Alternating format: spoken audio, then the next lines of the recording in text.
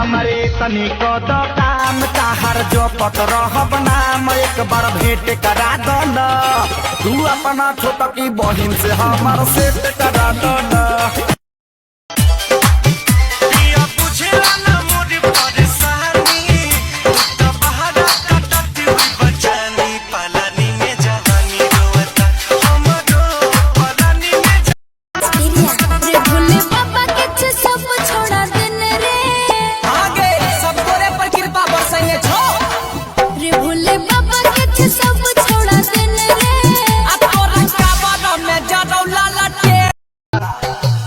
पेन्हले धोती बांधले पगड़ी रुट बना तना फुटे डाला मदेसी गमछा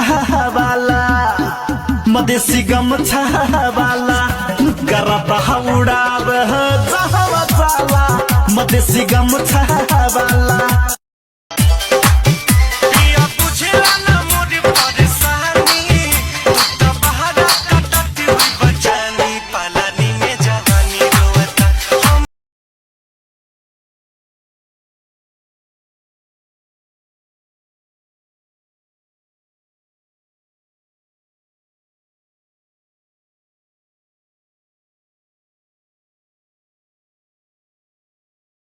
अजी अपने सफर में हूँ, मजे में हूँ, सामने होता तो क्या कर लेते।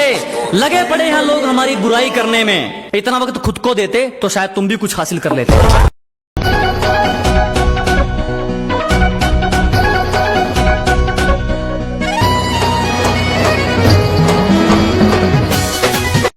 असली मजे तो पतले लोगों के हैं, एक तो ठूस ठूस के खाते हैं और मोटे भी नहीं होते।